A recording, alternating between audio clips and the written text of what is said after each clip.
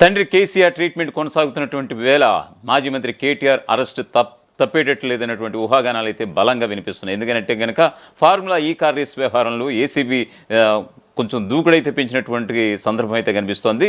వరుసగా ఇప్పుడు 4వసారి ఐఏఎస్ అరవింద్ కుమార్ ఎవరైతే ఉన్నారో ఇప్పుడు మరీ ముఖ్యంగా ఆయన విదేశాల్లో ఉన్నారు. వెంటనే హుటాహుటిని రప్పించి ఈరోజు నిన్న విచారణ చేయడం కూడా మనం చూసాం. సో ఈ క్రమంలో కేటీఆర్ చెప్పినట్టుగా నేను చేశాను తప్ప నా దగ్గర ఎక్కడ కూడా నా తప్పిదం లేదు.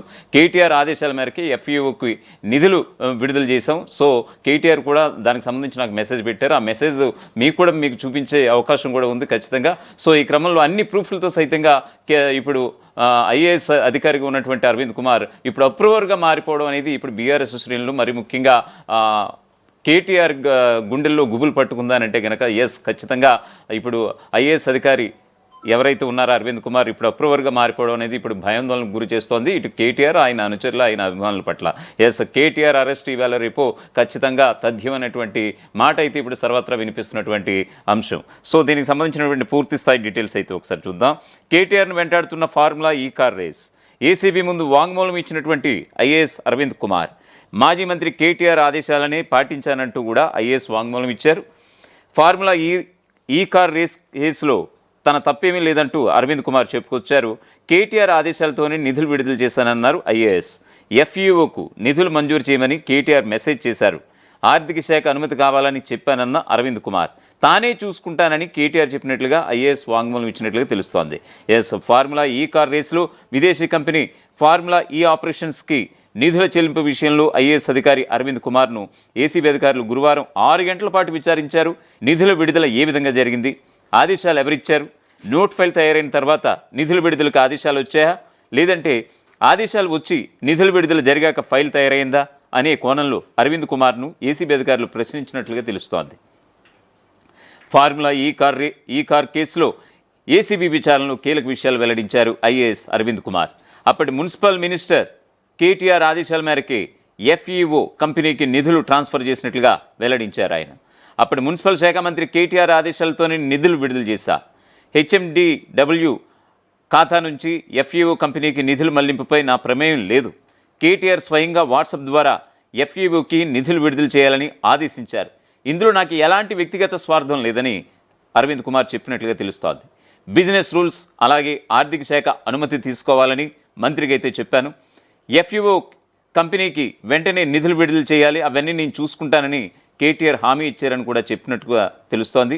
45.71 కోట్లు అంటే సుమారుగా 46 కోట్ల నగదును ఇండియన్ ఓవర్సీస్ బ్యాంక్ ద్వారా బ్రిటన్ పౌండ్స్ రూపంలో ఎఫ్ఈఓ కంపెనీకి చెల్లించామని అరవింద్ కుమార్ విచారణలు వెల్లడించారు. గతంలో కేటీఆర్ ఇచ్చినటువంటి స్టేట్మెంట్ ఆధారంగా ఏసీబీ ఆయనపై ప్రశ్నలు కురిపించినట్లుగా తెలుస్తోంది. అరవింద్ కుమార్ హెచ్ఎండిఏ డైరెక్టర్గా పనిచేస్తూ నిధులను మళ్లించినట్లుగా ఆరోపణలున్నాయి. కేబినెట్ అనుమతి లేకుండా నిధులను బదలాయించినందుకు ఏసీబీ కేసు ఫైల్ చేసినటువంటి విషయం తెలిసిందే. ఫార్ములా ఈ కార్ రేసింగ్ కేసులో జూలై 3న ఉదయం 11:30 గంటల నుంచి ఐఏఎస్ అరవింద్ కుమార్ను ఏసీబీ విచారించింది. జూన్ 16న కేటీఆర్ స్టేట్మెంట్ ఆధారంగా అరవింద్ కుమార్ను ఏసీబీ మరోసారి విచారించింది. ఈ కేసులో A2గా ఉన్న అరవింద్ కుమార్, A1 కేటీఆర్ ఉన్నారు. ఫార్ములా ఈ కార్ కేసులో A2గా ఉన్న ఐఏఎస్ అధికారి అరవింద్ కుమార్ను ఏసీబీ విచారణ చేసింది. 6 గంటల పాటు ఆయన్ను ఏసీబీ ప్రశ్నించింది. ఈ కేసుకు సంబంధించి 3వసారి ఆయన విచారణకు వచ్చారు. ఫార్ములా ఈ కార్ కేసులో నిధుల బదలాయింపులో అరవింద్ కుమార్ కీలక పాత్ర పోషించారని ఏసీబీ గుర్తించింది. గత బీఆర్ఎస్ ప్రభుత్వ హయాంలో హైదరాబాద్లో ఫార్ములా ఈ కార్ రేసింగ్ పోటీలు నిర్వహించినటువంటి విషయం తెలిసిందే. ఫార్ములా ఈ కార్ రేస్ వ్యవహారంలో అవకతవకలు జరిగాయని, నిబంధనలకు విరుద్ధంగా నిధుల చెల్లింపు జరిగిందన్న అభియోగాలపై ఏసీబీ కేసు ఫైల్ చేసింది. బీఆర్ఎస్ వర్కింగ్ ప్రెసిడెంట్ కేటీఆర్ A1గా, ఐఏఎస్ అధికారి అరవింద్ కుమార్ A2గా, హెచ్ఎండిఏ మాజీ chief engineer BLN Reddy accused 3గా నిందితులుగా చేర్చారు. ఇప్పటికే కేటీఆర్, అరవింద్ కుమార్, బిఎల్ఎన్ రెడ్డిని ఏసీబీ పలుమార్లు విచారించింది. ఇక బీఆర్ఎస్ హయాంలో నిర్వహించినటువంటి ఫార్ములా ఈ కార్ రేసింగ్ కోసం నిబంధనలకు విరుద్ధంగా నిధుల చెల్లింపులు జరిగాయన్నటువంటి ఆరోపణలపై ఏసీబీ కేసు నమోదు చేసి విచారణ జరుపుతోంది. ఈ కేసులో బీఆర్ఎస్ వర్కింగ్ ప్రెసిడెంట్ కేటీఆర్తో పాటు ఐఏఎస్ అధికారి అరవింద్ కుమార్, హెచ్ఎండిఏ మాజీ చీఫ్ ఇంజనీర్ బిఎల్ఎన్ రెడ్డిలను ఏసీబీ నిందితులుగా చేర్చింది. ఇప్పటికే కేటీఆర్తో పాటు అధికారులను అలాగే కార్ రేస్ నిర్వాహకులను ఏసీబీ ప్రశ్నించింది. అయితే లేటెస్ట్ నోటీసులపై కేటీఆర్ తీవ్రంగా రియాక్ట్ అయ్యారు. ఈ కేసు పూర్తిగా రాజకీయ వేధింపు అయినప్పటికీ చట్టాన్ని గౌరవించే పౌరుడిగా ఏసీబీకి ఖచ్చితంగా సహకరిస్తానంటూ కూడా ట్వీట్ చేశారు. ఇదే సమయంలో 10 ఏళ్ల క్రితం నోటుకు ఓటు కుంభకోణంలో నోట్ల కట్టలున్న నల్ల బ్యాగ్తో రెడ్ హ్యాండెడ్గా రేవంత్ రెడ్డి పట్టుబడ్డారని, ఆ కేసు కూడా ఇదే ఏసీబీ పరిధిలో పెండింగ్లో ఉందని కూడా గుర్తు చేశారు కేటీఆర్.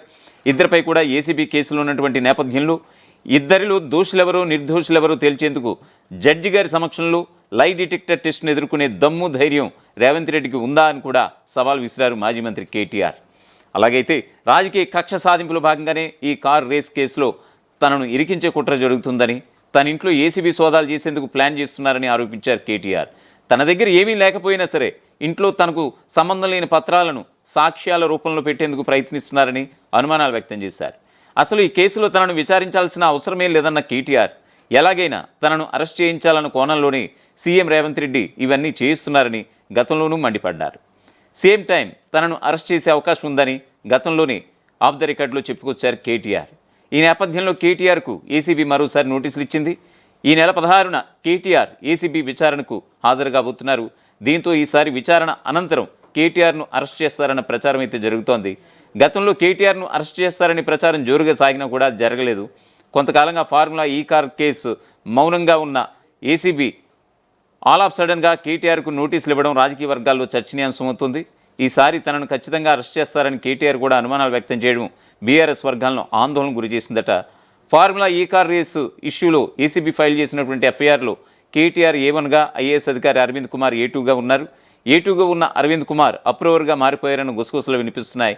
ఈ కార్ రేసు నిర్వహణలో విదేశీ కంపెనీలతో ఒప్పందం, చెల్లింపుల వ్యవహారంలో తన ప్రమేయం ఏమీ లేదని అప్పుడు మున్సిపల్ శాఖ మంత్రిగా ఉన్నటువంటి కేటీఆర్ ఆదేశాల మేరకే నిర్ణయాలు తీసుకున్నానని ఐఏఎస్ అరవింద్ కుమార్ తేల్చి చెప్పినట్లుగా తెలుస్తోంది. ఇందుకు అనుగుణంగానే ఈ కార్ కేసులో ఏసీబీ కేటీఆర్ పేరును A1గా చేర్చిందని అంటున్నారు. ఆయన టార్గెట్గానే విచారణ జరుగుతుందని, ఈసారి కేటీఆర్ అరెస్ట్ పక్కా అంటూ కూడా ఊహాగానాలు అయితే వినిపిస్తున్నాయి. ప్రపంచంలో ఏ మూల ఏ క్షణం ఏం జరుగుతుందో వేగంగా తెలుసుకోవడానికి తొలి వెలుగు వాట్సాప్ ఛానల్ని ఫాలో చేయండి.